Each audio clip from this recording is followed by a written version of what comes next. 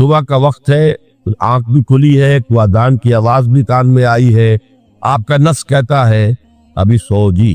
آپ نے اپنی چادر یا کمبل کو درست کیا اور کروٹ لیا، یہ کیا ہے؟ آپ نے کس کا حکم پیچھے پھینکا اور کس کا حکم مانا؟ اللہ کے حکم کو پیچھے پھینک دیا، نفس کے حکم کو آگے رکھ۔ یہ شرک، اس شرک کو جاننے والے بہت کم ہیں۔ مولانا روم نے خوب کہا تھا، نفس ما ہم کم ترس فرعون نیست لیکن ایرعون نیست، میرا نفس بھی فرعون سے کم نہیں ہے۔ فرعون نے کہا تھا الیس لی ملک مصر وہذہ الانہار تجری من تحتی، کیا اس ملک مصر کی حکومت میری نہیں ہے؟ اور سارا جو یہ آب پاشی کا نظام ہے، انہار کا نظام ہے، وہ میرے کنٹرول میں نہیں ہے؟ جس کا چاہوں موگا کھلا رکھوں، جس کا چاہوں بند کر دو۔ یہ تھا خدائی کا دعویٰ، انا ربکم الاعلی۔ تو مولانا روم کہتے ہیں میرا نفس بھی اس سے کمتر نہیں ہے۔ وہ کہتا یہ جسم میرا ہے، اس پر میرا حکم چلے گا، میں نہیں جانتا کون اللہ کون رسول، کیا حرام کیا حلال۔ تو فرعون سے کم تو نہیں ہے میرا نفس، لیکن فرعون اس کی بہت مدد تھی، فوج تھی، لاؤ لشکر تھا، تو اس نے زبان سے بھی کہہ دیا کھل کر الا ربکم الاعلی۔ میں مسکین ہوں، غریب ہوں، میرے پاس کوئی طاقت نہیں ہے، میں زبان سے تو کچھ نہیں کہہ سکتا، اندر سے میرا نفس یہی کہتا۔ یہ نفس کی حکومت قرآن کہتا ہے، میں حیران ہوتا ہوں، دو جگہ یہ مضمون آیا ہے، ارأیت من اتخذ الہہ ہواہ افانت تکون علیہ وکیلا۔ اے نبی تم نے دیکھا اس شخص کو، اس کے حال پر غور کیا جس نے اپنی خواہش نفس کو اپنا الہ بنا لیا ہے۔ اللہ اکبر، الہ لا الہ الا اللہ، کلمہ توحید کا مرکزی لفظ یہاں آ رہا ہے، من اتخذ الہہ ہواہ، جس نے اپنی خواہش نفس کو اپنا معبود بنا لیا، الہ بنا۔ افانت تکون علیہ وکیلا، کیا آپ ایسے شخص کی کوئی ذمہ داری لے سکتے ہیں؟ سود حرام ہوا کرے جی، حرام ورام، ہمارا دھندا جو ہے وہ آگے بڑھ نہیں سکتا۔ اللہ کے حکم کو پیچھے ڈالا، نفس کے تقاضے کو آگے رکھا۔ کون معبود ہے آپ؟ نام عبداللہ رکھیے، نام عبد الرحمن رکھیے، ہے عبد النفس، نفس کے بندے، نفس کے غلام۔ پوچھا گیا ایو الہجرت افضل یا رسول اللہ، اے اللہ کے رسول بتائیے سب سے اعلیٰ ہجرت کون سی ہے، افضل؟ فرمایا ان تاجر ما کرے ربک، ہر اس چیز کو چھوڑ دو جو تمہارے رب کو پسند نہیں۔ آج رات ہی سے آپ ہجرت شروع کر سکتے ہیں۔ جائزہ لیجئے کیا کیا چیزیں میری زندگی میں خلاف شریعت ہے، وہ اللہ کو ناپسند ہے، فیصلہ کیجئے کہ آج کے بعد نہیں ہوگی، ہجرت شروع ہو گئی ہے۔ افضل الہجرہ، سب سے افضل ہجرت شروع ہو گئی۔ المجاہد من جاہد نفسہ، جہاد تو یہاں سے شروع ہو گیا، اپنے نفس کے خلاف جہاد کرنا۔ صبح نفس نے کہا ابھی سو جاؤ، آپ نے نفس کی بات کو رکھ دیا، اپنا کمبل اٹھا کے پھینکا، اٹھے، وضو کیا، نماز کے لیے آپ مسجد چل دیے، آپ نے جہاد کیا نفس کے خلاف۔ یہ افضل الجہاد ہے۔ افرأیت من اتخذ الہہ ہواہ افانت تکون علیہ وکیلا، کیا تم نے غور کیا اس شخص کی حالت پر جس نے اپنی خواہش سے نفس کو اپنا معبود بنا لیا، الہ بنا لیا، کہہ رہا ہے لا الہ الا اللہ، لا الہ الا اللہ، لیکن الہ تو اس کا لفظ ہے۔ ظاہر بات ہے فرعون نے اگر دعویٰ کیا تھا میں تمہارا خدا ہوں، انا ربکم الاعلی، تو کیا اس کا مطلب یہ تھا کائنات میں نے پیدا کی ہے، تمہیں میں نے پیدا کی ہے؟ ذرا سوچیے، کیا وہ بزرگ موجود نہیں ہوں گے جنہوں نے اسے دیکھا ہو کہ آج اس کی ولادت ہوئی تھی، کل اس کی کوئی اور سیری بنی ہوئی تھی؟ یہ کیسے تھا؟ وہ دعویٰ کیا تھا؟ میرا حکم چلے گا، میں نہیں جانتا، علیہ سلیم ملک مصر کی حکومت میری ہے کہ نہیں؟ قرآن حکیم نے بھی سورہ آل عمران کے آخری رکوع میں ذکر کو سب سے پہلے اور سب سے اہم عامل کی حیثیت سے شمار کیا۔ چنانچہ اس کی پہلی آیت جو ہے سورہ آل عمران کے آخری رکوع کی، اس میں تو وہی مضمون جو میں بیان کر چکا وہ آیا ہے، ان فی خلق السماوات والارض واختلاف اللیل والنہار لآیات لأولی الالباب، یقیناً آسمان اور زمین کی تخلیق میں اور دن اور رات کے الٹ پھیر میں نشانیاں ہیں ہوش مندوں کی، ان کے ذریعے سے انسانی شعور کے اندر وہ معرفت رب اجاگر ہوگی۔ وہ پہلا مرحلہ اس نے طے کر لیا، وہ ڈورمنٹ معرفت اب ایکٹیویٹ ہو گئی۔ اب مزید فکر کا مرحلہ ہے جو اگلی آیت میں آیا ہے، الذین یذکرون اللہ قیاما وقعودا وعلی جنوبہم ویتفکرون فی خلق السماوات والارض ربنا ما خلقت ھذا باطلا سبحانک فقنا عذاب النار۔ یعنی تفکر جو ہے، ویتفکرون فی خلق السماوات والارض، وہ تفکر کرتے ہیں، غور و فکر کرتے ہیں آسمان اور زمین کی تخلیق میں، لیکن اس تفکر کے ساتھ لازماً ذکر، اور ذکر مدام، ذکر بھی وہ کہ جو مستقل ہو، ہر حالت پہ ہو۔ الذین یذکرون اللہ قیاما وقعودا وعلی جنوبہم، وہ لوگ کہ جو اللہ کو یاد رکھتے ہیں، اللہ کا ذکر کرتے ہیں، کھڑے ہوئے بھی، بیٹھے ہوئے بھی، اور اپنے پہلوؤں کے بل یعنی لیٹے ہوئے بھی۔ اب ان تین کے سوا تو کوئی پوزیشن انسان کی نہیں ہے، اسی کا نام ہے دوام ذکر۔ اور اس کے ساتھ اگر وہ تفکر کرتے ہیں تو ان کا فکر اگلی منزل تک پہنچتا ہے۔ تو پہلی شے تھی فکر انسانی کی صحیح رخ پر مزید پیش قدمی اور پیش رفت، اور اس کے لیے لازم ہے ذکر و فکر کا امتزاج۔ دوسری چیز کو لیجئے عمل کی درستی۔ اس عمل کی درستی کے لیے اللہ تعالیٰ کے ساتھ ایک گہرے تعلق کو بنو، اس لیے کہ صبر کی بحث میں یہ مضامین شاید آپ کے سامنے آ گئے ہو کہ صبر جہاں مصیبت پر صبر ہوتا ہے، تکلیف پر صبر ہوتا ہے، اللہ کے احکام پر جمنا یہ بھی صبر ہے، نفس کی خواہشات بھی واق کو تھام کر رکھنا، کھینچ کر رکھنا یہ بھی صبر، اور استقامت کسی شے پر قائم رہنا یہ بھی صبر۔ تو عمل صحیح پر استقامت کے لیے وَاصْبِرْ وَمَا صَبْرُكَ إِلَّا بِاللَّهِ، اس صبر کی سب سے اہم جو بنیاد ہے، اس کا جو سب سے بڑا ذریعہ ہے، اس کا جو سب سے بڑا سہارا ہے، وَمَا صَبْرُكَ إِلَّا بِاللَّهِ، اس کے لیے ضرورت ہے ایک گہرے تعلق کی کہ اللہ کے ساتھ ایک ایسا تعلق برقرار رہے جو نہ صرف گہرا ہو بلکہ دائم و قائم مسلسل۔ ذرا ظہول ہوگا تعلق مع اللہ میں، ذرا کمی آئے گی شیطان کا وار کاری ہو جائے گا۔ اسی کو حضور نے حدیث میں یوں تعبیر کیا ہے تمثیلاً کہ جو دل اللہ کی یاد سے غافل ہے اس پر، فارسی کا وہ مقولہ بھی ہے کہ خانہ خالی را دیو بھی گیرت، گھر خالی رہے تو جنات اس پر دیو جو ہے آ کر قبضہ جما لیتے ہیں۔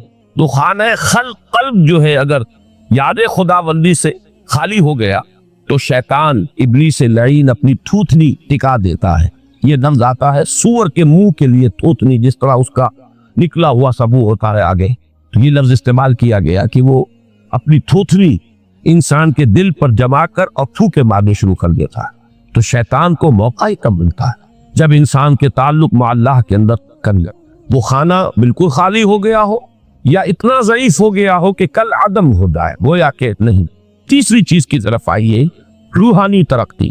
روحانی ترقی کے لیے میں ایک اصطلاح کے سامنے لا رہا ہوں، اس سے مراد کیا ہے؟ روحانی ترقی کے لیے ہماری دینی اصطلاح ہے تقرب الی اللہ، اللہ سے قریب تر ہوتے چلے جانا۔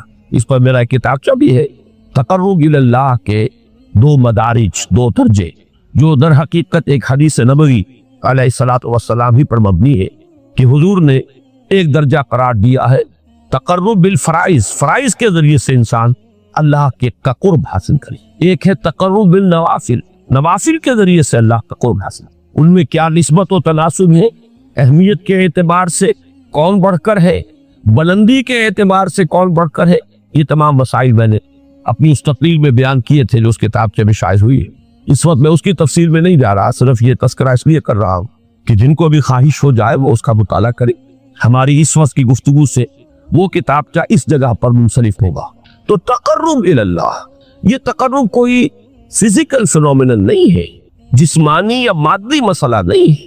اللہ سے قرب یہ نہیں ہے کہ کوئی کروڑوں میل کا فاصلہ ہے، اب ہمیں کوئی رسی پر چڑھنا ہے اوپر بڑی محنت اور مشقت سے، فصل تو ہے ہی نہیں، فاصلہ ہے ہی نہیں، موت ہے ہی نہیں۔ نحن اقرب الیہ من حبل الورید، ہم تو انسان سے اس کی شہرگ سے بھی زیادہ قریب۔ ہوا معکم اینما کنتم، وہ تو تمہارے ساتھ ہی ہوتا ہے جہاں کہیں بھی تم ہو، بس صرف یہ کہ تمہاری توجہ نہیں ہوتی، تم اور چیزوں میں مشغول و مصروف رہتے ہو، تم ہماری طرف دھیان ہی نہیں دیتے تھے، تم ہماری طرف متوجہ ہی نہیں ہوتی۔ ہم تو مائل بے کرم ہے، کوئی سائل ہی نہیں، راہ دکھلائیں کسے رہنم منزل ہی نہیں۔ انسان جب متوجہ ہو جاتا ہے اور بڑھتا ہے، آگے پیش قدمی کرتا ہے روحانی اعتبار سے، تو یہ ہے در حقیقت تقرب الی اللہ، اور اسی کو ہم کہیں گے روحانی ترقی۔ اب ان تین چیزوں کو اگر آپ نے ذہن میں جما لیا، پھر میری بات کی ترکیب اس کو ذہن میں قائم کیجئے۔ ہم چلے کہاں سے؟ کہ دین کے ساتھ اصل مناسبت فلسفے کی نہیں، حکمت کی۔ نمبر 2، حکمت قرآنی کا پہلا اور اہم ترین اور بنیادی مسئلہ معرفت رب کا حصول ہے، اس کا نتیجہ شکر خدا، اس کا ذریعہ آیات آفاقی، آیات انفسی، اور سب سے بڑھ کر آیات قرآنیہ جو الذکر ہے، جو تذکرہ ہے، جو ذکر ہے۔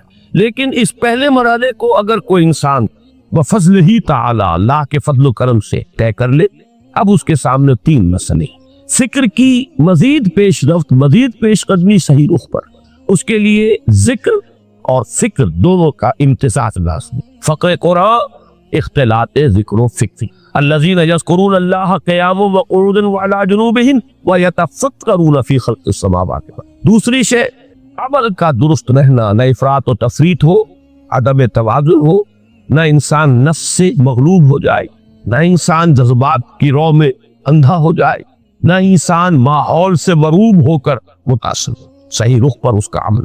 نمبر 3 روحانی ترقی، جو اصل حاصل، جو اصل مقصود ہے۔ نمبر 2 چیز کے لیے تعلق مع اللہ ضروری، نمبر 3 کے لیے تقرب اللہ۔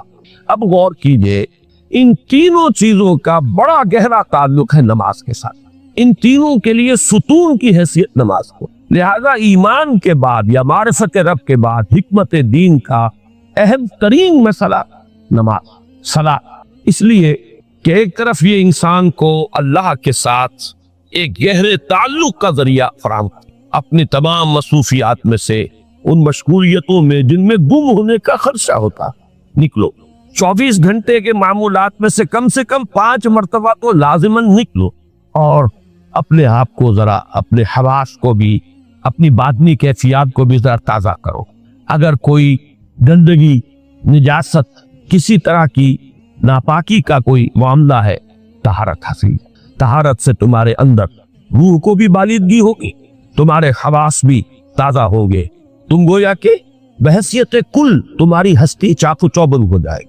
وہ کسل، وہ سستیاں، وہ جو ایک کثافتیں ہوتی ہیں، ان سب سے نجات حاصل کرو، اور اب اپنے رب کے حضور میں کھڑے ہو جاؤ، اس کے ساتھ اپنا عہد بھی تازہ کرو، اس کی اہم صفات کو بھی اپنے ذہن میں پھر مستحضر کرو۔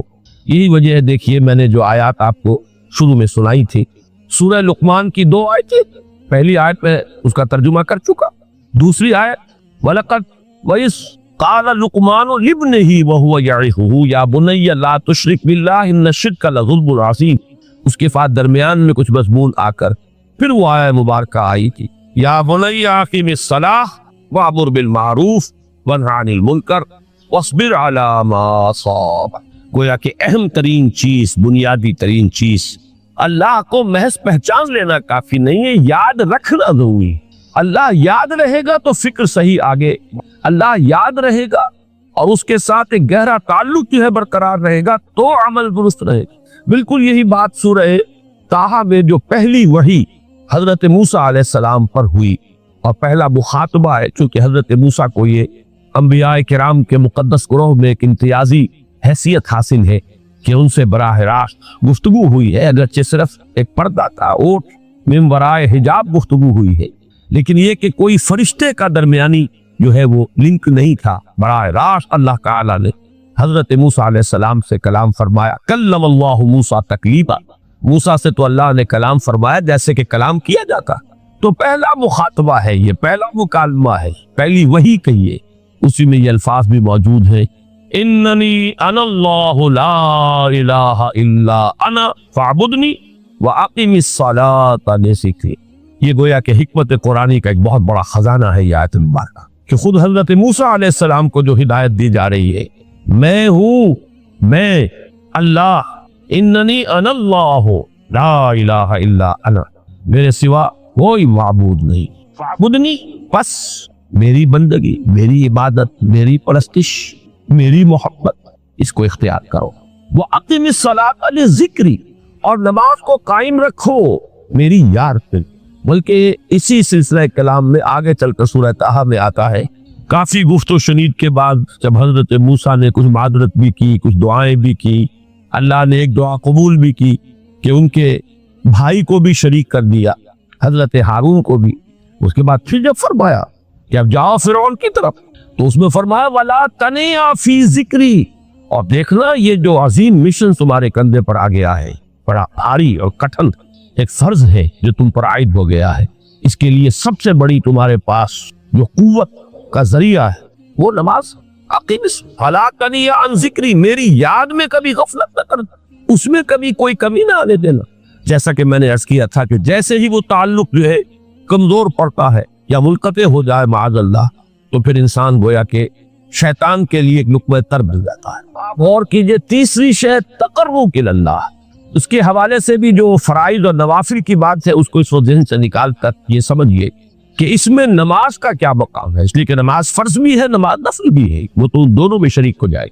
अब इसको लफ्ज़ सलात के हवाले से आप इन दोनों चीज़ों को समझो। स्वाद लाम वाओ या ये चूंकि हुरूफ इल्लत एक दूसरे से बदलते रहते हैं, ये जो मादा है इसकी जो खालिस लुग़वी असल है, जो खालिस अरबी ज़बान में इसका बुनियादी मफ़हूम है, वो आग जलाना या आग तापना या आग सेकना, हरारत हासिल। लिहाजा बार बार आता है जहन्नम के जिक्र में, इसलोहा, अब जलो इसमें, तापो इसको, ये सेकेगी तुम्हें। बल्कि तस्तलून का लफ्ज आया है हजरत मूसा के कलाम में, जब वो गए थे कोहे तूर पर, जब पहुंच गए तो थे आग की तलाश में, लअल्लकुम तस्तलून, तो अपने अहले खाना से यही कहा था कि मुझे कहीं वो रोशनी नजर आ रही है, गालिबन कोई वहां से आग मिल सकेगी, वरना ये कि कोई रहनुमाई को रास्ता मुझे मिल सकेगा, मैं वो आग ले आऊंगा, कोई चिंगारी वहां से ले आऊं, लअल्लकुम तस्तलून, ताकि तुम, अब ये इस्तिलाह दर हकीकत बाब इस्तिआल है, और ये ते यहाँ पर कोए की शक्ल इस्तिआल अरबी ताने तौबल, इस सूरत इख्तियार की सौद की वजह से। बहरहाल इसका सबसे बुनियादी मफहूम जो है वह तापना, सिकाई हासिल करना, हरारत। इसके हवाले से समझ लीजिए कि सबसे बुनियादी ताल्लुक इसका जो है वो रूह के साथ। रूह में मोहब्बत खुदाबंदी की आग अगर ठंडी पड़ गई हो, अगर मोहब्बत खुदाबंदी की हरारत में कमी हो गई, तो उसको असर नौ, जिसको कि मैं आज सोच रहा था तो एक लफ्ज़ ज़हन में आया कि जैसे बैटरी उसको रिचार्ज किया जाता, इसी तरीके से रूह के अंदर मोहब्बत खुदाबंदी की उस हरारत को असर नौ पैदा करना, यह है दर हकीकत नमाज का असर। इसलिए कि इस लफ्ज़ का बुनियादी मफ़हूम, असल लुग़वी मफ़हूम तो ये, अगरचे इसका सबसे ज्यादा कसरत से जो इस्तेमाल होता है, और लफ्ज़ सलात जिससे दर हकीकत जिस तसव्वुर पर मबनी है वो है इक़ना, किसी की तरफ मुतवज्जे होना, और फिर दुआ। सलात का सबसे करीबी मफ़हूम लफ्ज़ी जब बयान किया जाएगा, उससे मुराद, उसके मानी, तो दुआ उसमें अहम तरीन, किसी की तरफ तवज्जो करना, मुनाजात करना, गुफ्तगू करना, मुखातबा, मुकालमा, दुआ, ये दर हकीकत सलात का सबसे बड़ा इस्तिलाही मफ़हूम है। लेकिन जो इसका मादा है स्वाद लाम वाओ या स्वाद लाम या, उसका असल मफ़हूम जो है वो तापना, हरारत हासिल करना। तो इन दोनों के हवाले से असर रहा, वो तापना और हरारत हासिल करना वो है रूह के एतबार से। वो जो कहा इकबाल ने कि बुझी इसकी आग अंधेर है, मुसलमान नहीं राख का ढेर। ये इसकी आग जब बुझ जाती है, दर हकीकत यही तो इंसान की रूहानी मौत है।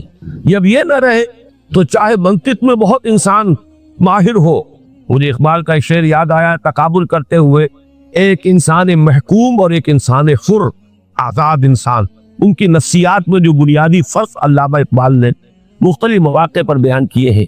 महकूम है बेगाना इखलास व मुरव्वत, हर चंद के मंतिक की दलीलों में है चालाक, तो मंतिक की दलीलों में इंसान चालाक हो जाए और वो लुगत हाय हिजाजी का वो एक खजाना बन जाए, उसे तमाम अल्फाज के मानी याद हो, वो बड़े मसाइल फ़िक़्ह के उसे अज़बर हो, जुज़ियात बे इंतहा जुज़ियात जो है वो मुस्तहज़र हो, फ़लसफ़े के बड़े बड़े मसले उसने हल कर लिए हो।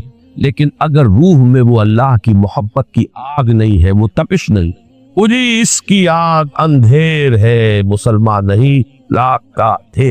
इसी के हवाले से आज मुझे याद आया था कि वो जो बड़ी सादा सी एक नज़म है, अल्लाह ताला से दुआ या रब दिल मुस्लिम को वो जिंदा तमन्ना दे, उसमें भी जो अल्फाज आए जो रूह को गर्मा दे और कल्ब को तड़प, ये है असल जो मकसूद है नमाज। और यही वो चीज़ है जैसा कि मैंने अर्ज किया था कि निगाहों से ऊंचा ये पहलू सामने है ही नहीं, दूसरा पहलू सामने है और वो भी मेरे नजदीक बहुत अहम है, बहुत बुनियादी है, उसमें कोई शक नहीं। लेकिन ये है बुलंद तरीन मक़सद कि तक़र्रुब इलल्लाह, उसके लिए दर हकीकत की किस लिए दरकार है, रूह के अंदर इश्क की हरारत और गर्मी ताज़ा। बस ये अंदर दब जाती है, जैसे अंगारा होता है आग का, उसके ऊपर खाक और राख आ जाती है, अंदर कुछ होती है। आग दबी हुई समझ, आग बुझी हुई न जान, इस दबी हुई आग को फिर एक शोला बनाना, फिर इसके अंदर एक हयात ताज़ा पैदा करना, ये है नमाज का अहम तरीन और बुलंद तरीन मक़सद। लेकिन उसके साथ ही इस नमाज में जिक्र होना, इसका یہ ذکر ہے. اور ذکر کی جب میں فہرست بیان کیا کرتا ہوں بہت سے حضرات کے سامنے ہوگا کہ ذکر کا در حقیقت مفہوم استحضار اللہ فی القلب. ہمارے ہاں غلطی سے جو ذرائع ذکر ہے انہیں ذکر قرار دے دیا گیا ہے. نماز ذکر نہیں ہے، نماز ذکر کا ذریعہ. اقیم الصلاۃ لذکری، نماز قائم کرو میرے ذکر کے. یہ اللہ اللہ کہنا یا ادعیائے معصورہ جو حضور صلی اللہ علیہ وسلم کی مسنون دعائیں ہیں، انہیں اپنے تمام معمولات دنیاوی کے ساتھ ساتھ ان دعاؤں کو بھی انسان پڑھتا رہے، اللہ سے دعا کرتا رہے. یہ تمام ذرائع ذکر ہے. سبحان اللہ، الحمدللہ الحمدللہ، اس کا آپ ورد کیجئے، یہ بھی ذریعہ ذکر ہے. حقیقت میں ذکر ہے استحضار اللہ فی القلب، اللہ کو دل میں لے آنا، اللہ کو دل میں حاضر کر لینا. اصل میں تو ترجمہ ہوگا، لیکن حاضر جاننا یہ کیفیت جو ہے انسان کو حاصل ہوتا ہے. اب اس کے حوالے سے ذرا بات سمجھیے کہ ایک تو میں عرض کر چکا ہوں مجسم ذکر تو قرآن، لہذا ذکر کی فہرست جب آپ کریں گے ذرائع ذکر تو ان میں سب سے پہلے قرآن ہے، اس لیے کہ وہ ہماری حکمت کے پہلے مسئلے کو حل کر رہا ہے، بنیادی مسئلہ، اہم ترین مسئلہ. دوسرے نمبر پر ذکر جو ہے، اب اس کے لیے کچھ اصطلاحات جو میرے مختلف دروس میں شاید آپ کے سامنے بعد میں آئیں یا پہلی آ چکی ہو، ان کے حوالے سے میری بات سمجھ. ایک ذکر غیابی ہے، تھرڈ پرسن میں، صیغہ غائب میں اللہ کی یاد کا، اللہ اکبر اللہ اکبر اللہ اکبر. ابھی اللہ اکبر جو ہے یہ جملہ ہے اسمیہ خبریہ ہے، ایک حقیقت کی تکرار آپ کر رہے ہیں، اللہ سب سے بڑا ہے، اللہ سب سے بڑا ہے. سبحان اللہ سبحان اللہ سبحان اللہ. یہ در حقیقت ذکر غیابی ہے کہ آپ اس میں مخاطب نہیں ہے اللہ، ایک ذکر خطابی کہیں یا ذکر حضوری کہیں جس میں مکالمہ ہوگا، اس میں گفتگو ہوتی. تو نماز در حقیقت ذکر حضوری اور ذکر خطابی کی بلند ترین شکل. اس لیے میں نے عرض کیا تھا کہ نماز کے لفظ یا صلاۃ کے لفظ یہ اصطلاحی معنی جو اکثر و بیشتر کیے جاتے ہیں وہ ہے دعا. اور دعا میں ہوتا کیا ہے؟ مکالمہ ہے، مخاطب ہے اللہ، ہے تیرے رب، ہے پروردگار.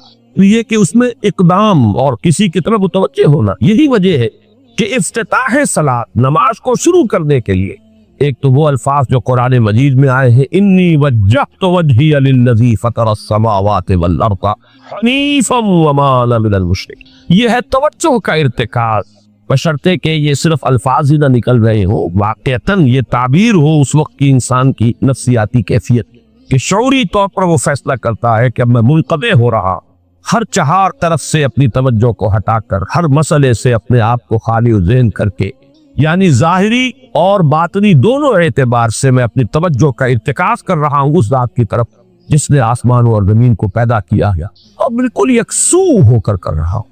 انی وجہت وجہی للذی فطر السماوات والارض حنیفا وما انا من المشرکین. اور دوسری وہ جو دعا جس سے ہم افتتاح کرتے ہیں اپنی نماز کا، دیکھیں اس میں خطاب کا کس قدر اہتمام.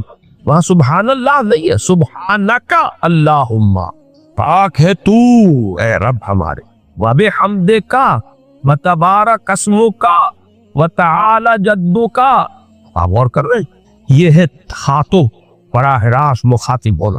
تو سب سے پہلی بات تو یہ ہوئی کہ ذکر کی ایک شکل ہے ذکر غیابی، دوسری ذکر حضوری، اور ذکر حضوری یا ذکر خطابی کی بلند ترین منزل، بلند ترین اس کا ذریعہ نماز. اس کو ایک پہلو سے اور سمجھ لیجیے. سورہ فاتحہ جب پھر ہم پڑھتے ہیں جسے الصلاۃ کہا گیا ہے، جو لب لباب ہے، خلاصہ ہے، اس میں پھر تدریجاً غیاب سے حضور کی طرف پیش قدمی ہوتی ہے. الحمدللہ رب العالمین الرحمن الرحیم مالک یوم الدین. یہ ذکر غیابی ہے، اس میں ابھی خطاب نہیں آیا. یہ وہی جملہ اسمیہ ہے، کل تعریف اس اللہ کے لیے ہے جو تمام جہانوں کا پروردگار ہے، مالک ہے، جو رحمان ہے، رحیم ہے، جزا و سزا کے دن کا مختار و مالک ہے. اب یہ غیاب سے حضور کی طرف، ایاک نعبد و ایاک نستعین اہدنا الصراط. یہ ہے وہ. اب پہلے ایک معاہدہ ہے، ایک اقرار ہے، اعتراف ہے، وعدہ ہے، اور پھر دعا ہے، استدعاء کہ حضور نے فرمایا، یقول اللہ تعالی، اللہ یہ فرماتا ہے. اسی لیے اس کو حدیث قدسی قسمت الصلاۃ بینی و بین عبدی نصفین، میں نے نماز کو اپنے اور اپنے بندے کے مابین آدھا آدھا تقسیم کر. اب یہاں تک تو جملہ ہے اللہ کا، یہ ہے حدیث قدسی ہی. اب آگے جو ہے نریشن اس کی جو ہے حضور صلی اللہ علیہ وسلم کی جانب سے ہے، یعنی خبر دے رہے ہیں وہ اللہ کی طرف سے ہی. वैसे तो तमाम अहादीस ही गोया कि हम समझते हैं इंस्पायर्ड तो अल्लाह की तरफ से ही, लेकिन ये कि जहां सराहत हो कि अल्लाह कहता है वो हदीस कुर्सी। तो यक़ूलुल्लाहु तआला क़समतु सलाता बैनी व बैन अब्दी निस्फ़ैन, यहाँ तक तो हदीस कुर्सी। अब दूसरी आम हदीस है, इज़ा क़ालल अब्दु अल्हम्दुलिल्लाहि रब्बिल आलमीन यक़ूलुल्लाहु तआला हमिदनी अब्दी, जब बंदा कहता है अल्हम्दुलिल्लाहि रब्बिल आलमीन, परवरदिगार कहता है मेरे बंदे ने मेरी हम्द।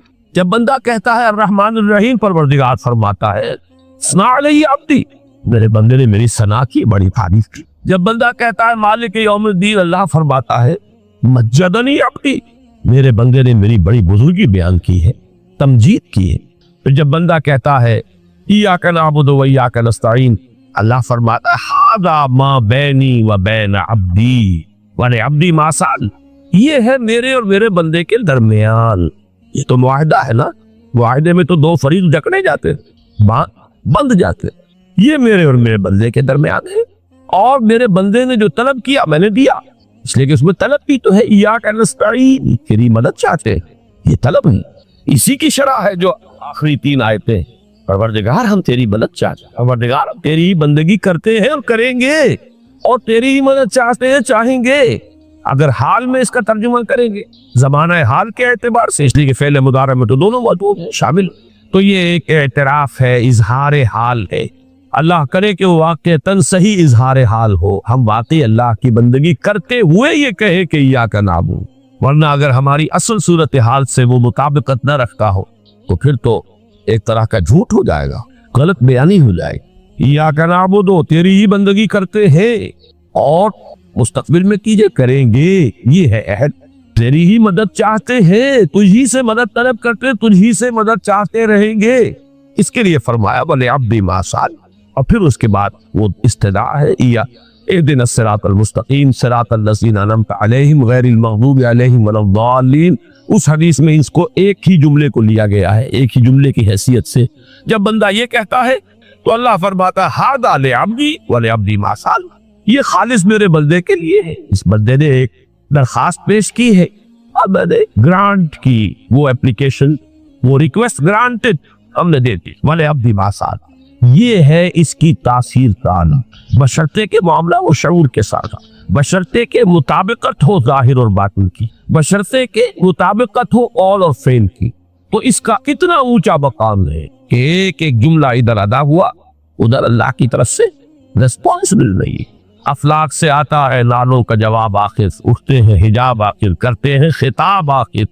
तो ये समझा कि सूरज खड़ा हुआ है, कभी हमने समझा सूरज चलता है, जमीन खड़ी हुई है। ये हमारे इल्म के अदवार थे, या यूं कहिए इल्म के नहीं, जहालत के अदवार। लेकिन आज इल्म इंसानी यहाँ तक पहुंच गया कि कोई शय खड़ी नहीं है, हर शय तैरती है।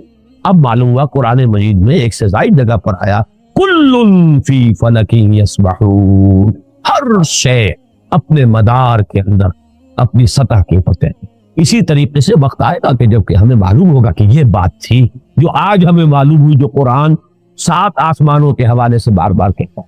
तो जहां साइंस जो है वो हमें कुरान मजीद से टकराती भी महसूस हो, वहां हमारा मामला ये होगा कि हम कुरान पर ईमान को मोहकम रखेंगे।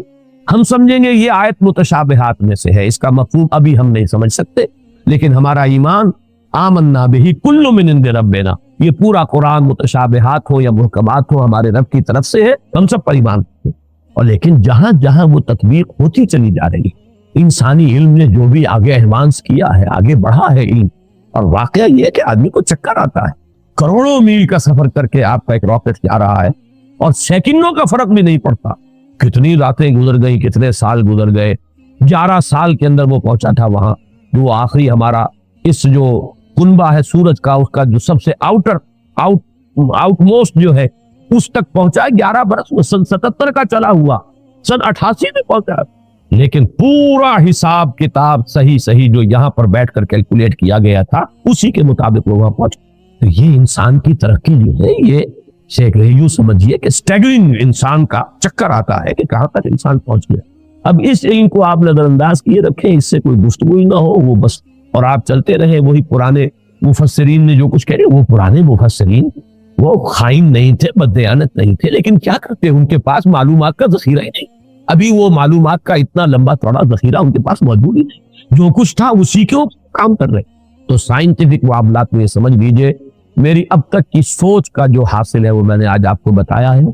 अव्वल तो मैं शदीद इख्तिलाफ कर रहा हूँ तनज़्ज़ुलात का जो फलसफा है अहले तसव्वुफ के यहाँ, वो तनज़्ज़ुलात ज़ात करार देते हैं, ज़ाते बारी ताला के तनज़्ज़ुलात है, माअज़ल्लाह सुम्मा माअज़ल्लाह सुम्मा माअज़। हाँ, ये तनज़्ज़ुलात का सिलसिला जो तनज़्ज़ुलात सित्ता कहा जाता है कहीं कुछ और, लेकिन मेरे नजदीक ये तनज़्ज़ुलात 3 है, 3 लेवल है इसके। और ये तनज़्ज़ुलात जो है दर हकीकत अल्लाह के उस अमरे कुल से जो शय वजूद में आई है, अव्वलन वो एक खुरत नूर था, वो भी एक शय है, एक खारजी हकीकत रखने वाली शय है। उस मरहले पर 2 साहिब शऊर साहिब तशख्खुस हस्तियां पैदा की गई, अरवाह इंसानिया और मलाइका। और इनमें जैसा कि मैंने अर्ज किया कतन कोई चीज तौहीद के मुनाफी नहीं है अगर ये बात मानी जाए कि सबसे पहले जो पैदा किया गया वो नूर मोहम्मदी है, यानी रूह मोहम्मदी। नूर मोहम्मदी दर हकीकत रूह मोहम्मदी का नाम है, इसलिए कि रूह जो है नूरी उल असल है। वो जो इकबाल ने कहा है कि नुक्ता नूरी ये जो है खाक के अंदर पिन्हा, गाफिल तो निरा साहिब इदराक नहीं है ज़ौक़ तजल्ली भी इसी खाक में पिन्हा, गाफिल तो निरा साहिब इदराक नहीं है। तो ये जो हमारा शऊर है मैं दर हकीकत उस रूह की बुनियाद पर है, और वो रूह जो है नूरी उल असल, मेरी भी आपकी भी। अगरचे वो नूर मोहम्मद रसूलुल्लाह सल्लल्लाहु अलैहि वसल्लम की रूह का जो मामला है, हम वैसे अगर कहेंगे तो कहाँ हम और कहाँ वो, जमीन और आसमान का फर्क है। हमारा वो नूर जो है हमारे नफ्स की जुल्मानियत के अंदर गुम हो गया, और वहां वो जो नूर है वो अपने नफ्स के ऊपर ऐसे गालिब है कि हुजूर ने जैसे कि फरमाया कि शैतान तो मेरे साथ भी है लेकिन मैंने उसे मुसलमान बना लिया, जबकि हमारा शैतान हम पर हावी। हमारा वो टिमटिमाता हुआ चिराग जो है कभी कभी उसकी हमें कोई रमक जो है वो कभी महसूस होती है। ये बड़ा प्यारा जुमला है इब्न सीना का, बड़ा प्यारा जुमला है। जाहिर बात है फलसफी थे और उनकी बहुत सी बातों से हमें इख्तिलाफ है, लेकिन ये कि बहुत सी बातें उनकी बड़ी बुलंद भी हैं। ये जुमला नोट कराया था हमें मौलाना मुंतखब उल हक साहब मरहूम ने, जो एक मरतबा हमारे यहाँ मुहादरात में भी आए थे मेरे उस्ताद से, जब मैं एम.ए. इस्लामियात कर रहा था कराची। तो उनका जुमला था, पूरा तो मुझे अब याद नहीं है, कि अगर तुम ये चाहते हो कि तुम्हें भी अनवारे रब्बानी से कोई हिस्सा मिले, फजाहिद फी खलवातिक, तो अपनी खलवतों में तन्हाइयों में मुजाहिदा करो, मुराकबा करो, इर्तिकाद तवज्जो करो। फलअल्ला शाशातुन तलमाउ लक, हो सकता है कभी कोई एक किरण चमक उठे, कभी अल्लाह ताला की तजल्ली का कोई एक हमें भी हिस्सा मिल जाए, बड़ी रियादत है। और वहां मोहम्मद रसूलुल्लाह सल्लल्लाहु अलैहि वसल्लम की रूह जो है वो हर वक्त तजल्ली है अनवार इलाहिया के साथ, ये दूसरी बात है। लेकिन अपनी असल के एतबार से तमाम इंसान की अरवाह जो है नूरी नस्ल है, उसी नूर से पैदा हुई है, लेकिन सबसे पहले नूर मोहम्मदी या रूह मोहम्मदी सल्लल्लाहु अलैहि वसल्लम को पैदा किया, साथ ही मलाइका है। फिर ये तनज़्ज़ुल का दूसरा मरहला आ रहा है, अब फुलक नूर में बड़े बड़े एक्सप्लोजन के जरिए से, और गालिबन बिग बैंग जो है वो जो भी कुछ देखा है, मैंने कई मरतबा बात कही है कि ये जदीद फलसफी हो या जदीद साइंसदान हो, इनकी जहां तक एक्विटी ऑफ ऑब्जर्वेशन का ताल्लुक है, बड़ी एक्यूट ऑब्जर्वेशन है, उन्होंने गौर बहुत किया है, सोचा है, तो बहुत चीजें उन्होंने देखी। अगर कि उनकी ताबीर तौजीह और उनमें क्या रब्तो ताल्लुक है इसमें ठोकरे खा गए। फ्राइड की अजमत का मैं कायल हूं कि उसने इंसानी शख्सियत के 3 लेवल मुअय्यन कर लिया। ऑब्जर्व किया है कि इंसान के अंदर 3 लेवल्स हैं। एक सबसे नीचे है इड और लिबिडो, उसके हैवानी तकादे, उससे ऊपर है उसके सेल्फ खुदी, उससे ऊपर ईगो उसे कहता है, और उसके ऊपर है सुपर ईगो। 3 लेवल, मैं समझता हूं यही 3 लेवल है जो हमें हमारा दीन बताता है, नफ्स, कल्ब और रूह। अलबत्ता यह कि उसकी ताबीर कुछ और है। वो सुपर ईगो को समझता है कि वो माशरे के जेरे असर कुछ नॉर्म्स होते हैं, कुछ असरात होते हैं जो इंसान को हॉन्ट करते रहते हैं, ये न करो, ये न करो, ये करो। ये चीज जो है उसके ऊपर सुपर ईगो जो है उसकी ईगो के ऊपर मुसल्लत रहती है, उसे परेशान किए रहती। हमारे नजदीक वो रूह है दर हकीकत, जिसके अंदर एक जो अर्ज है वो अल्लाह की तरफ तवज्जो की अर्ज है, अल्लाह का कुर्ब हासिल करने की अर्ज है, वो इंसान को ऊपर उठाना चाहती है। ये नफ्स अम्मारा जो है हैवानी वजूद, ये इंसान को नीचे खींच रहा है, पस्ती की तरफ ले जाना चाहता है, पस्त ख्वाहिशात और जमीनी तमन्नाओं और आरज़ुओं के अंदर गिरफ्तार रखता है। दरमियान में वो कल्ब है, अगर इस कल्ब के ऊपर ये इड या लिबिडो जो है ये गालिब आ जाए तो इंसान निरा हैवान बनकर रह गया, उसका इंसान मर्द। अगर रूह गालिब हो गई तो क्या कहने, फिर ये है वो शय जो मतलूब है, रूह गालिब रहे तो गोया कि अब रूह मरकब है और ये नफ्स जो है ये घोड़े के मानिंदे जिस पर सवारी कर रहा। ये मैंने अज़मत सौम में भी ये सारे मज़ामीन बयान किए हैं, हकीकत इंसान में भी। बहरहाल ये है जिन्नात के बारे में جو میرا تصور ہے، اور چونکہ ان میں روح نہیں ہے. میں جو بات کر رہا تھا وہ رہ گئی تھی، پھر دوبارہ یاد آ گئی. میں نے جو 3 لیولز معین کیے، ان میں سے پہلا لیول جو ہے نور، ملائکہ، ارواح، یہ عالم امر ہے. اور دو لیول نار والا، ناری کروں کا، اور یہ خاک اور زمین کا، اور زمینی حیوانات اور زمینی نباتات، اور انہی میں سے ایک انسان، یہ عالم خلق. عالم امر میں ٹائم ایلیمنٹ ہے ہی نہیں. روح کو کوئی وقت درکار نہیں ہے، یہاں سے کروڑوں میل جانے کے لیے کوئی وقت درکار، نہ روح کو نہ فرشتے کو کوئی وقت درکار. یہ عالم امر ہے، اس کی شان یہ بیان ہوئی ہے، انما امرہ اذا اراد شیئا فانما یقول له کن فیکون. نو ٹائم ایلیمنٹ واٹس ایور. اور یہی عالم امر ہے جس میں کہ فرشتے اور روح انسانی کا ایسا ربط ہوتا ہے. فرشتہ وہی لاتا ہے تو روح ہے در حقیقت نبی کی اور رسول کی جو اسے ریسیو کرتے ہیں. جیسے کہ آپ کو معلوم ہے کہ آپ کی فضا کے اندر اس وقت جو بھی ٹرانسمیشن ہو رہی ہے ریڈیو کی، ٹیلی ویژن کی، وہ تو فضا میں موجود ہے. آپ کے پاس بھی تو ایک آلہ ہونا چاہیے جو اسے کیچ کرے. آپ کے ریڈیو ہے، ریڈیو میں بالز لگے، وہ اسے کیچ کر رہے ہیں. ٹیلی ویژن ہے، اس میں وہ میکینزم ہے جو کیچ کر رہا ہے. فضا میں تو ہے. تو دو چیزیں ملتی ہیں. تو ملائکہ کی طرف سے لائے جانے والے پیغامات، ان کو کیچ کرنے والا انسان میں جو حصہ ہے وہ روح ہے. وہ یہ انسان کے جسمانی وجود نہیں ہے، یہ آنکھیں نہیں ہے، یہ کان نہیں ہے، بلکہ براہ راست قلب جو مسکن ہے روح کا، وہ ہے محبت وحی. فَإِنَّهُ نَزَّلَهُ عَلَىٰ قَلْبِكَ، اے نبی جبریل نے تو اس کو نازل کیا آپ کے قلب پر. یہ در حقیقت محبت وحی جو ہے وہ یہ کان سے نہیں سنتے تھے حضور وحی کی آواز، وہ تو در حقیقت براہ راست بغیر آنکھوں یا کان یا حواس ظاہری کے، کوئی وساطت کے، براہ راست قلب کے اوپر نزول. اور یہی وہ شے ہے جو جنات میں نہیں ہے. لہذا جنات میں کوئی وحی نہیں، جنات میں کوئی نبوت و رسالت نہیں. جنات بھی انسانوں میں جو انبیاء اور رسول آتے رہے انہی کے تابع ہیں. اس معاملے میں جیسا کہ میں نے عرض کیا الحمدللہ کہ ہمارا جو ہے سلف سے متفقہ عقیدہ ہے. لیکن یہ کہ اس دور میں مولانا اصلاحی صاحب نے اس باب میں بھی جیسے فقہ کے معاملے میں رجم کے سلسلے میں بہت بڑی ٹھوکر کھائی ہے، اسی طریقے سے اس معاملے میں بھی بہت بڑی ٹھوکر کھائی ہے. اللہ تعالیٰ انہیں اپنی رائے پر نظر ثانی کرنے کی اور اس سے رجوع کرنے کی توفیق عطا. اب یہ ہے وہ فلسفہ جنات کا. اس میں ایک بات کہ جو ان دونوں مقامات کے سمجھنے کے لیے، اور اس سے پہلے بھی قرآن مجید میں بار بار یہ مضمون آیا ہے، اس کے حوالے سے اور جان لیجئے.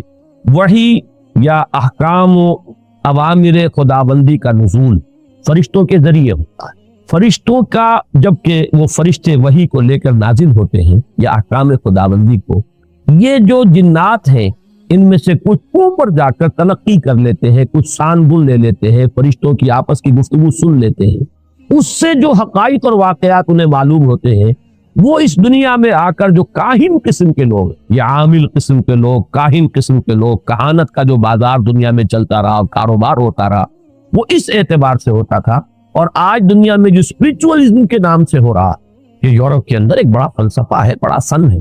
وہ آپ کے والد کی روح کو بلوا لیں گے اور وہ والد کی روح آ کے کہے گی بھائی میں تمہارا والد ہوں. وہ یاد کرائے گی کہ میں دیکھو اس اعتبار سے پہچانو، میں اس واقعے کو، اس واقعے کو، ساری چیزیں وہ بیان کرے گا. اور لوگ سمجھتے ہیں کہ ہمارے والد کی یا والدہ کی یا دادا کی یا دادی کی روح سے کرا. یہی شیاطین ہے در حقیقت کہ جو دھوکہ دے رہے ہیں اور گمراہ کر رہے ہیں انسانوں کو. اور یورپ کی اسپرچوئلزم کا بھی در حقیقت پورا میکینزم انہی جنات کے حوالے. فرشتے کبھی اس کاروبار میں ملوث نہیں ہو سکتے. وہ بہت مقدس ان کی ہستی ہے اور وہ اس طرح کے معاملات سے منزہ ہے، اعلیٰ اور عرفہ ہے. لیکن جنات کے اندر یہ سارا دھندا موجود. یہ جو خبریں لینے کے لیے دور تک جاتے تھے اور سمائے دنیا تک ان کی رسائی ہے، یہ جو سب سے نیچے آسمان ہے اس تک، یہاں تک یہ پہنچ سکتے. اب اس کی حقیقت ابھی ہم پر منتشر نہیں، میں بھی نہیں جانتا کہ اس سے مراد کیا ہے سمائے دنیا. آیا ہم نظام شمسی جہاں ختم ہوتا ہے اسے سمائے دنیا کہے؟ ہو سکتا ہے ایک توجیہ ہے کہ ایک دنیا کا یہ جو سولر سسٹم ہے اس کا ایک حد آ جائے کہ سولر سسٹم کی شاید وہ سمائے دنیا ہو. پھر یہ بے شمار سولر سسٹم جس ایک وہ جو سٹار میں نے کہا ایک ستارے کے گرد جو چکر لگا رہے، ہو سکتا ہے کہ اس کی جو وسعت ہے وہ دوسرا سما ہو، گیلیکسی جو ہے وہ تیسرا سما ہو، اس سے اوپر جو ہے کوئی اور وسعت بندہ ہوا. اس میں کوئی توجیہ میں اس وقت نہیں کر سکتا، صرف ایک امکان پیش نظر ہے کہ شاید یہ سولر سسٹم کی جو حدیں ہیں وہ ممکن ہے کہ وہ سمائے دنیا ہو اور وہاں تک ان جنات کی رسائی ہو جائے اور وہاں سے یہ خبریں لاتے ہیں.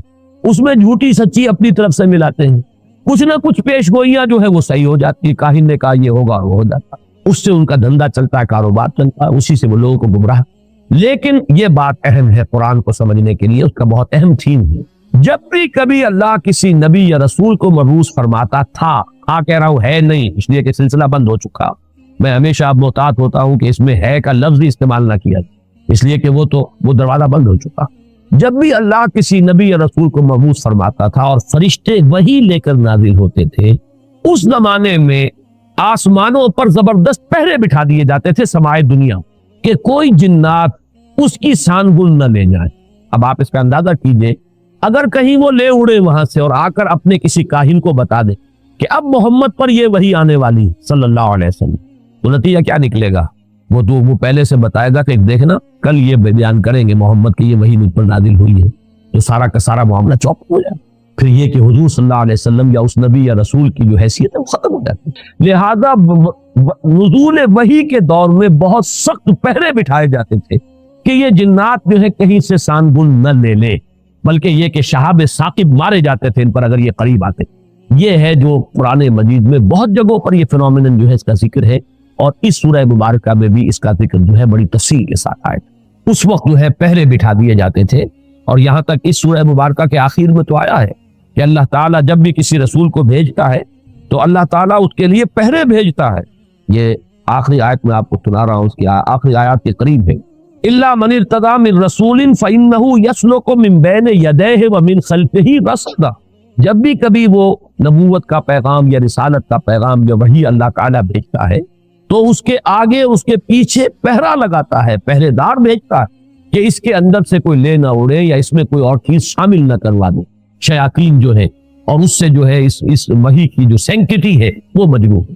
تو یہ بھی ذکر جو ہے اس سورہ مبارکہ میں موجود ہے. اب جیسا کہ میں نے عرض کیا تھا یہ باتیں تو ہوئی تمہیدی اور کافی طوالت ان کی آج ہو گئی ہے، لیکن یہ کہ اب ہم اس کا ترجمہ بھی کر لیتے ہیں. لیکن ترجمے سے پہلے میں عرض کر دوں، روایات میں دو واقعات ہمیں ملتے ہیں کہ جن میں ذکر ہے کہ حضور صلی اللہ علیہ وسلم کے علم کے بغیر کچھ جن آپ کو قرآن پڑھتے ہوئے سن گئے، قرآن سنا آپ کی بات سے. ایک تو روایت وہ ہے جو حضرت عبداللہ ابن عباس سے ہے رضی اللہ تعالی عنہما. یہ روایت بخاری میں بھی ہے، مسلم میں بھی ہے، ترمذی میں بھی ہے. ظاہر بات ہے بخاری مسلم میں ہے تو کسی اور کا ذکر کرنے کی ضرورت نہیں. حضرت ابن عباس رضی اللہ تعالی عنہ سے یہ منقول ہے. وہ فرماتے حضرت ابن عباس رضی اللہ تعالی عنہما، اس لیے کہ حضرت عباس بھی صحابی ہے اور ابن عباس بھی صحابی ہے. وہ فرماتے ہیں کہ حضور صلی اللہ علیہ وسلم کچھ صحابہ کے ساتھ عکاظ کا میلہ جو ہوتا تھا، بازار لگتا تھا، وہاں تشریف لے جا رہے تھے. راستے میں وادی نخلہ پر آپ کا پڑا ہوا، رات آپ نے وہاں بسر کی. فجر کی نماز آپ پڑھا رہے تھے اپنے ساتھیوں کو اور اس میں آپ نے قرآن مجید کی تلاوت کی، تو وہاں سے جنوں کا گزر ہوا، انہوں نے پورے اطمینان کے ساتھ وہاں قرآن سنا. ایک واقعہ تو یہ ہے، اور یہ جہاں تک تعلق ہے اس کے یعنی ثقہ ہونے کا اس روایت کا، تو ظاہر بات ہے کہ یہ صحیحین کی روایت ہے، اس کے بارے میں شک جو ہے وہ کی گنجائش نہیں ہے. دوسری روایت جس کو کہ زیادہ تفسیری روایات میں اور سیرت کی کتابوں میں زیادہ نقل کیا گیا ہے، وہ یہ ہے کہ حضور جب سن 10 نبوی میں طائف سے واپس آ رہے ہیں، جب مکے میں فیصلہ ہو گیا تھا ابو طالب کے انتقال کے بعد کہ اب محمد کو قتل کر دیا جائے صلی اللہ علیہ وسلم، تو حضور طائف گئے تھے اور طائف میں آپ نے وہاں کے 3 سرداروں سے ملاقاتیں کی. بہرحال وہاں سے تو جواب جو ہے کوئی ان کو آپ کو پازیٹیو یا مثبت جواب نہیں ملا. واپس آ رہے تھے اور سخت ترین دن آپ پر وہ گزرا، وہ معلوم ہے آپ، شدید ترین مشقت اور مصیبت آپ جھیل کر واپس آ رہے تھے. تو واپسی پر اسی وادی نخلہ میں قیام ہوا. یہ وادی نخلہ طائف اور مکے کے تقریباً درمیان میں ایک وادی ہے. آج کل جو لوگ وہاں جاتے ہیں تو ان کے علم میں ہے کہ 2 راستے ہیں، طریق السیل ہے اور ایک طریق الجبل ہے. ایک پہاڑی راستہ بنا ہے، اب جو نئی سڑک بنی ہے اس میں بڑے ایچ پیچ ہے، بہت سے اس کے اندر موڑ ہے، جیسے پہاڑ کا ہوتا ہے اچانک وہ چڑھائی چڑھتی ہے، تو پہاڑی سڑک ہے، جیسے مری آپ جا رہے ہیں اچھی سڑک ہے. اور حضور اسی راستے سے گئے تھے طائف جاتے ہیں، اس لیے کہ وہ دشوار گزار راستہ تھا اور آپ کیونکہ خفیہ جا رہے تھے، آپ کو اندیشہ تھا کہ اہل مکہ کو اگر معلوم ہو گیا تو پیچھا بھی کریں گے اور شاید قدر پہنچائیں. لہذا حضور حضرت زید ابن حارثہ رضی اللہ تعالیٰ عنہ کے ساتھ تھے، صرف 2 اور کوئی ساتھ، اور وہ پہاڑی راستہ آپ نے اختیار کیا تھا جو نہایت دشوار تھا. وہ آج بھی آپ جائیں اس طریقے جبل سے تو اندازہ ہوگا کہ جب یہ سڑک نہیں تھی تو یہ راستہ کتنا دشوار. دوسرا راستہ طریق السیل کہلاتا، وہ طریق السیل جو ہے وہ بہت ہی سمجھیے کہ گریجولی وہ اس کی چڑھائی ہے یا اترائی ہے. مکے سے طائف کی طرف جائیں گے تو چڑھائی ہے, اور طائف سے مکے کی طرف آئیں گے تو اترائی ہے. اور یہ وہ راستہ ہے جہاں پتہ ہی نہیں چلتا کہ آپ نے کوئی چڑھائی چڑھی ہے. اس قدر وہ گریجول اس کی جو ہے وہ چڑھائی یا اترائی ہے کہ پتہ ہی نہیں چلتا. اس راستے میں وہ نخلا کا مقام آتا ہے, وہ وادی نخلا جس میں حضور کا قیام ہوا ہے. یہ دونوں حدیثیں اس پر متفق ہیں کہ جو طائف سے واپسی پر بھی اگر یہ واقعہ ہوا ہے کہ فجر کی نماز میں آپ نے قرآن پڑھا اور جنوں میں سنا تو بھی وہ نخلا کا مقام ہے. اور اگر وہ آپ اس سے پہلے کہیں خود تبلیغ کے لیے جا رہے تھے صحابہ کے ساتھ اور اس میں عکاس کے میلے میں, اس لیے کہ اس کا تو ہمیں روایات سے ثبوت ملتا ہے کہ چونکہ ایک بڑا میلہ لگتا تھا وہاں پر, بازار جیسے ہاٹ ہوتے ہیں ایسٹ پاکستان میں اور مختلف پنجاب میں دیہات میں بھی بازار لگتے ہیں اور پٹھانوں کے علاقے میں بھی اس طرح کا وہاں ایک میلہ لگتا تھا, بازار بھی میلہ بھی. اس میں کچھ وہ بھی ہوتے تھے, شعر و شاعری کے مقابلے بھی ہوتے تھے, اس میں فنون کے مقابلے بھی, اس میں کشتیاں بھی, اس میں خرید و فروخت بھی, اس میں دلچسپی کا سامان بھی. تو حضور وہاں تبلیغ کے لیے گئے ہیں, اس موقع پر بھی جا رہے تھے, تب بھی یہ واقعہ جو ہے یہ وادی نخلا میں. اس میں اب دو روایات ملتی ہیں.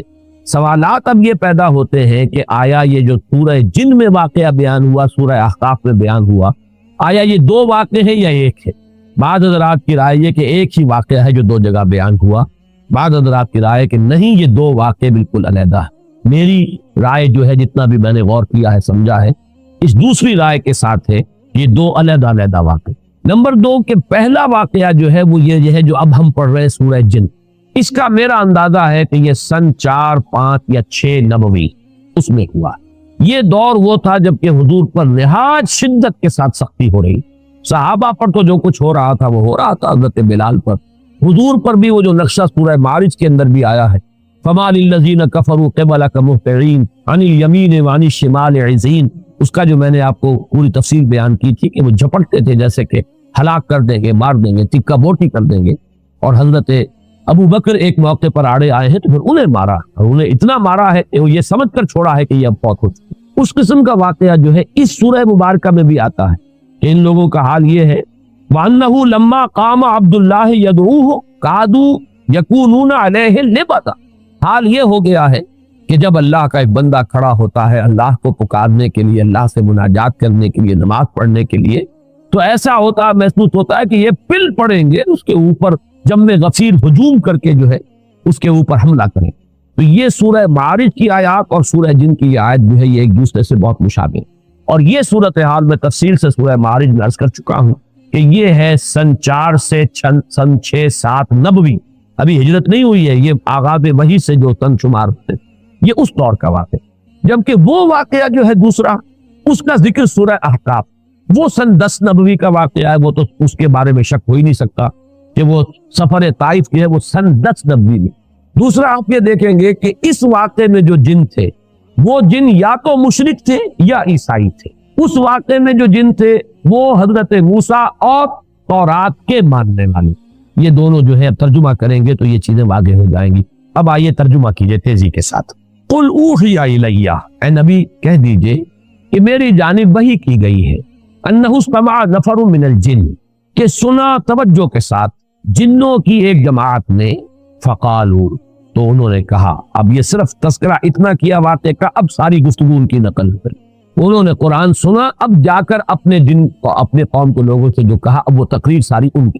یہ بھی ہو سکتا ہے کہ یہ ایک ہی مسلسل تقریر ہو, یہ بھی ہو سکتا ہے کہ مختلف مواقع پر انہوں نے جو باتیں کہی ہو ان میں سے جو چیدہ نمائندہ جملے ہیں ان کو یہاں پر جمع کر دیا.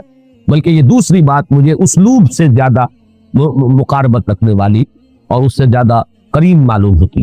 فقالوا انا سمعنا قرانا عجبا, تو انہوں نے کہا کہ ہم نے سنا ایک قرآن بہت عجیب, اور عجیب سے مراد ہے بہت دل کو لبھانے والا, بہت عمدہ, بہت پسندیدہ. یہدی الی الرشد, وہ رہنمائی کرتا ہے اس شے کی طرف کہ جو کامیابی اور فوز اور فلاح کی طرف لے جانے والی. فآمنا بہ, تو ہم تو اس پر ایمان لے آئے, ہم نے اس کی تصدیق کی. ولن نشرک بربنا احدا, اور ہم ہرگز اب شریک نہیں کریں گے اپنے رب کے ساتھ کسی بھی شے کو, کسی بھی ہستی کو. معلوم ہوا کہ یہ شرک مشرک تھے پہلے, اور مشرک دو ہی طرح کے تھے, یا مشرک وہ اور یا مشرکین وہ عیسائی تھے جنہوں نے حضرت مسیح کو خدا کا بیٹا، یہ بھی آگے آ جائے. اس کی شرح کر رہے ہیں کہ اب ہم شرک نہیں کریں گے، ہم تائب ہو گئے ہیں. وَأَنَّهُ تَعَالَى جَدُّ رَبِّنَا، اور ہمیں تو یہ بات معلوم ہوئی، ہم پر یہ حقیقت منکشف ہو گئی کہ ہمارے رب کی شان تو بہت بلند ہے، بہت اعلیٰ ہے، بہت اعلیٰ. مَتَّخَذَ صَاحِبَةً وَلَا وَلَدًا، اس نے نہ کسی کو اپنی جورو بنایا نہ کسی کو بیٹا بنایا. وَأَنَّهُ كَانَ يَقُولُ سَفِيهُنَا عَلَى اللَّهِ شَطَطًا، اور ہمارا بے وقوف یا ہمارے بے وقوف جو کچھ اللہ کی طرف منسوب کر رہے تھے وہ تو بڑی غلط بات، بڑی گستاخی کی بات، بڑی ہی گمراہ کن باتیں تھیں جو وہ کہہ رہے تھے. وَأَنَّا ظَنَنَّا، اور ہم یہ سمجھتے رہے، اس گمان میں رہے، اس حسن ظن میں مبتلا رہے، أَلَّن تَقُولَ الْإِنسُ وَالْجِنُّ عَلَى اللَّهِ كَذِبًا، کہ جن اور انسان اللہ کی طرف تو کوئی غلط جھوٹ منسوب نہیں کریں گے. ایسی کون ایسا شامت کا مارا ہوگا جو اللہ تعالیٰ کی طرف غلط بات منسوب کرے.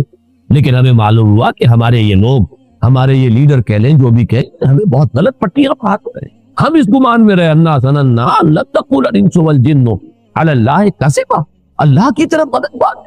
وانه كان رجال من الانس يعوذون برجال من الجن، اور یہ کہ انسانوں کے بہت سے مرد پناہ طلب کیا کرتے تھے جنوں میں سے بہت سے مردوں کی، جنوں میں سے بہت سے افراد کی. تو اس سے ان کی سرکشی میں اور اضافہ ہو گیا. یہ میں بعد میں تفصیل سرچ کروں گا، بلکہ یہاں تھوڑی سی وضاحت ہو ہی جائے کیونکہ جنات کے بارے میں بیان کر چکا ہوں. عرب میں ایک رواج یہ تھا کہ وہ یہ سمجھتے تھے کہ ہر وادی کا ایک جن ہوتا ہے جو اس کا مالک ہوتا ہے، رب ہوتا ہے. رب کے اصل معنی مالک کے، لہذا جب بھی کبھی ان کا قافلہ کہیں رات کو قیام کرتا تھا کسی وادی میں تو پکار کر کہتے تھے کہ ہم اس وادی کے رب یا اس وادی کے جن کی پناہ میں آتے ہیں، ہم اس کی پناہ کرتے. یہ ان کا عقیدہ تھا کہ پھر کوئی شیگردن نہیں پہنچاتی. اور اس اعتبار سے کہا جا رہا ہے کہ یہ انسان جو ہے اشرف المخلوقات ہو کر، مسجود ملائک ہو کر، یہ جنوں کی پناہ طلب کیا کرتے تھے. اس سے ان کی سرکشی میں، گمراہی میں اور اضافہ ہو گئے. وَأَنَّهُمْ ظَنُّوا كَمَا ظَنَنتُمْ، اور انہوں نے بھی یہی گمان کیا تھا جیسے کہ تم نے گمان کیا. أَن لَّن يَبْعَثَ اللَّهُ أَحَدًا، کہ اللہ کسی کو نہیں اٹھائے گا. اس کے دو معنی ہے، وہ بعد میں تفصیل سے کر دوں گا. یعنی بعد بعد الموت، کوئی موت اور کوئی بات بعد الموت نہیں ہے، موت کے بعد جی اٹھنا نہیں ہے، یا نہیں بھیجے گا، نہیں اٹھائے گا اللہ کسی نبی یا رسول کو. أَن لَّن يَبْعَثَ اللَّهُ أَحَدًا وَأَنَّا لَمَسْنَا السَّمَاءَ فَوَجَدْنَاهَا مُلِئَتْ حَرَسًا شَدِيدًا وَشُهُبًا، اور ہم نے آسمان کو ٹٹولا تھا. یہ وہی جو خبریں لینے کے لیے جایا کرتے تھے، تو ہم نے آسمان کو ٹٹولا تھا، سانگل لینے کی کوشش کی تھی، تو ہم نے پایا تھا اسے کہ اسے بھر دیا گیا. مُلِئَتْ، ملیان کہتے ہیں کوئی شے جو بالکل بھری ہوئی، تو مُلِئَتْ حَرَسًا، کہ پہروں سے، پہرے داروں سے بھر دی گئی ہے. شدیداً، بڑا شدید پہرا لگا دیا گیا ہے. وَشُہُبًا، اور یہ جو شہاب ثاقب ہے ان کا بڑا سٹاک جمع کر لیا گیا. میزائل کھڑے ہوئے وہاں پہ کہ اب اگر کوئی جائے گا